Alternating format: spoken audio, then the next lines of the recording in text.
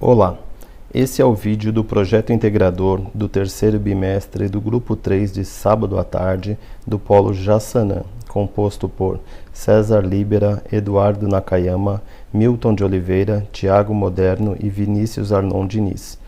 Nós vamos falar sobre o impacto ambiental, social e econômico das mudanças climáticas na agricultura do estado de São Paulo.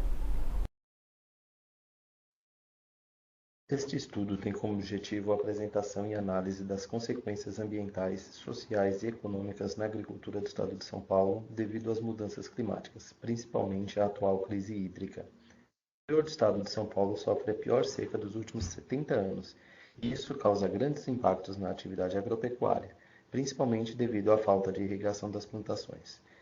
Então, o objetivo desse projeto é a análise dos danos causados pelas alterações climáticas e a busca de soluções de engenharia para a melhoria do processo de irrigação, considerando a falta de chuvas.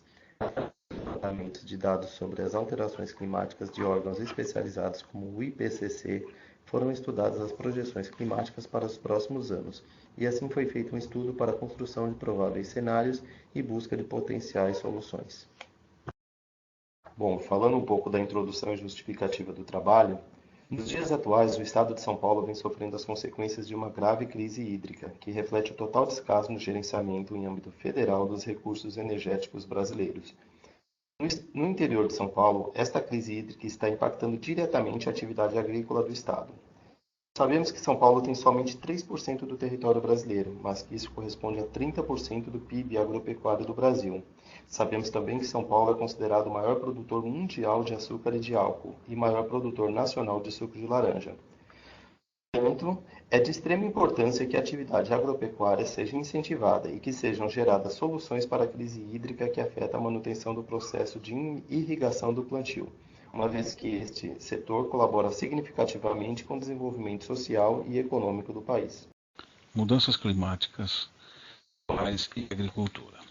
A agricultura é uma atividade altamente dependente de fatores climáticos, como a temperatura, a pluviosidade, a umidade do solo e a radiação solar. A mudança climática pode afetar a produção agrícola de várias formas, pela mudança de fatores climáticos, incluindo a frequência e a severidade de eventos extremos, pelo aumento da produção devido ao efeito fertilizador de carbono por meio de maiores concentrações de CO2 atmosférico, pela alteração da intensidade de colheita devido a uma mudança no número de graus-dia de crescimento, ou então modificando a ocorrência e severidade de pragas e doenças, dentre outros efeitos. O estado de São Paulo possui características gerais de um clima tropical de altitude, algumas regiões definidas como clima mais chuvoso e outras ainda que se enquadram como clima subtropical, a área serrana. Isso identifica o estado com um clima em verão úmido e quente e em inverno frio e seco no Planalto, e com boa precipitação no litoral. Embora o clima definido, as anomalias climáticas que mais afetam o estado são as chuvas em excesso, ocasionando inundações e falta de chuvas que leva a períodos verânicos, especialmente em janeiro e fevereiro. É um fator normal e cíclico, sendo que em diversas ocasiões esta ocorrência foi mais acentuada como nos anos de 1961, 1963 e 1978. Um fator de extrema importância na análise das reservas hídricas de uma região recai sobre a recarga de aquíferos, tanto em nível superficial como superficial, pois destas análises pode-se antever como será, por exemplo, o nível dos reservatórios para geração de energia, bem como para o consumo humano e de uso agrícola e industrial. Utilizando uma escala bianual, permite-se que esta análise possa ser feita e assim extrair considerações futuras, englobando o que se observou até a data em referência, alinhando os prognósticos de tempo e clima feitos pelos órgãos especializados em previsão do tempo e clima. Gráficos a seguir, temos a análise de algumas localidades do estado, utilizando-se um índice padronizado de precipitação, o SPI, que é baseado em um banco de dados histórico de chuva em 30 anos no mínimo, sendo ajustado através da distribuição gama, a qual é então transformada em uma distribuição normal, a qual predição tem o valor zero para a sua média e variância unitária. Evento seco ocorre quando o valor de SPI é igual ou menor a menos 1.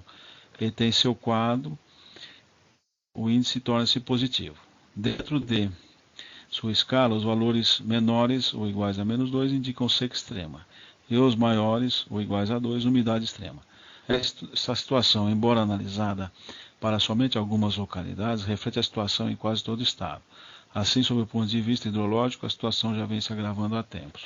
No gráfico 1, temos o índice de SPI de algumas cidades do interior, como Araçatuba, São José do Rio Preto, Presidente Prudente, Jaboticabal, Piracicaba e Ribeirão Preto. Podemos verificar que desde junho de 2013, o SPI tem ficado cada vez menor e se encontra-se agora no mês de janeiro de 2014, atingindo algumas cidades até o valor abaixo de -2, que é seca extrema. Mesma coisa podemos verificar no gráfico 2, que temos aí com a parte de precipitação de chuvas, que as precipitações vêm cada vez mais diminuindo, né? E que comprova a gravidade da situação que se encontra no estado de São Paulo. E isso afeta diretamente a qualidade de vida dos habitantes, assim como compromete também a agricultura. Olá, meu nome é Eduardo e prosseguirei com a apresentação do projeto integrador, abordando os objetivos e a metodologia. Objetivos.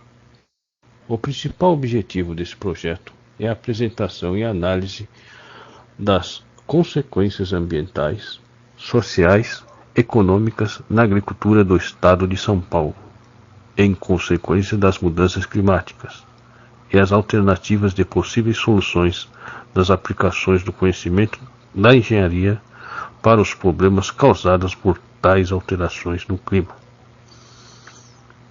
Metodologia. Busca-se atingir os objetivos desse projeto através da compilação de levantamentos de dados sobre as alterações climáticas, propalados por órgãos especializados, como por exemplo o IPCC, e de estudo das projeções climáticas para os próximos anos. Através de pesquisas em diversas mídias, especificamente na internet, buscou-se levantar esses dados e projeções e analisar-se soluções de engenharia já aplicadas em locais que sofreram o mesmo problema do estado de São Paulo. As principais fontes de pesquisa de dados foram os sites do governo do estado, que contém informações oficiais e apuradas e propaladas. Destacam-se como fontes principais a utilização do 5º Relatório de Avaliação 2014 do IPCC e os dados propalados pela CIA-Seca 2014 e pela Secretaria de Agricultura e Abastecimento. Obrigado por sua atenção. Olá, eu sou o Vinícius e dentro do conceito de Design Thinking, o grupo procurou entender com um membro importante dentro do processo o qual estávamos pesquisando, quais foram os reais impactos ou melhorias da utilização de um sistema de irrigamento por gotejamento.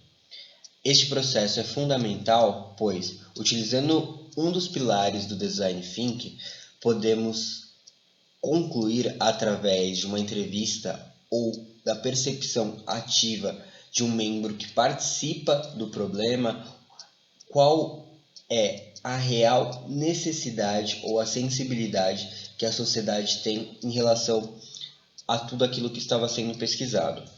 No caso, o grupo entrevistou, no dia 14 de 3 de 2015, Fernanda Mendes, proprietária do sítio Santa Efigênia. A mesma é proprietária de uma unidade de produção de quiabo, berinjela, pimenta camuci, abobrinha e tomate grape.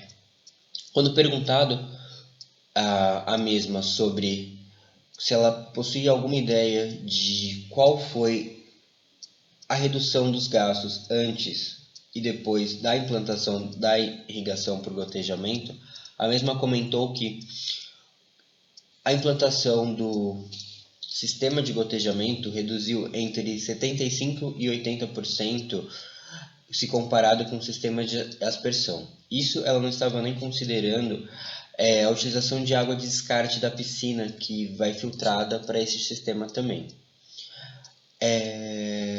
Quanto sobre o custo para a implantação numa área e qual o tamanho da área instalada, ela nos relatou que seria aproximadamente 5.000 de investimento para cada 4.000 metros quadrados, compreendendo mangueiras, tubulação e conexões, bomba e reservatória 5.000 litros mais 1.000 litros e filtro.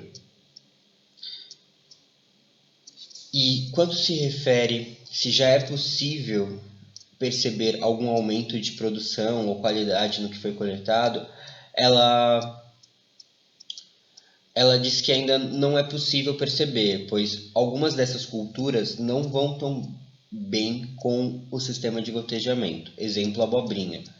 Porém, as que vão bem, temos como um adicional a redução de utilização de adubo, acionando o adubo no sistema próprio, acabando também com o desperdício desse insumo.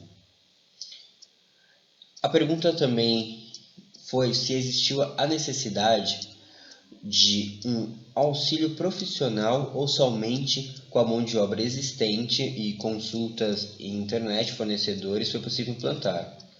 Ela disse que somente com a mão de obra existente e a orientação de fornecedores dos materiais foi possível instalar o sistema, o que demonstra a facilidade de implantação de um sistema de irrigamento para reduzir o uso de água em plantações, resolvendo o problema da crise hídrica no setor agrícola.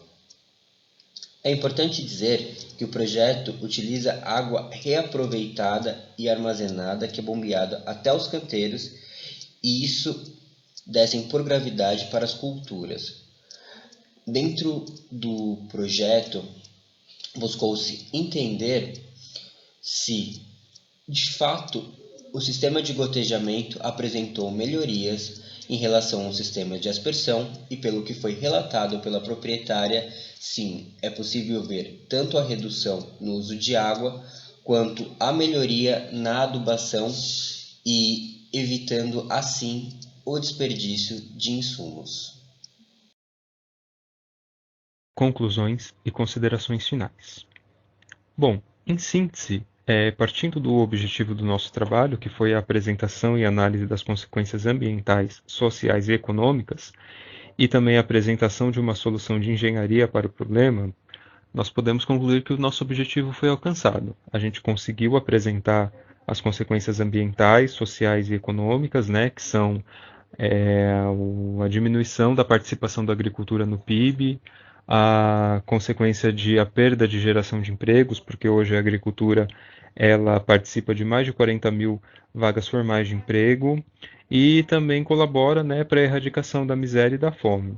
Então, conseguimos apresentar essas consequências e a nossa solução de engenharia proposta, né, foi a utilização do sistema de gotejamento e do armazenamento das águas da chuva, o que acaba no final sendo realmente partindo aí para o melhor gerenciamento do recurso natural da água, né? O sistema de gotejamento, ele apesar de ter um custo inicial mais alto, ele acaba tendo aí uma melhor eficiência do uso de água, que é realmente o que nosso grupo procurou mostrar, né? Que a melhor administração do recurso é o caminho aí para tentar apresentar uma solução para esse problema que está acontecendo. Então é isso. Se alguém tiver mais alguma coisa para acrescentar, pode falar. E se não, ficamos por aqui mesmo. Obrigado.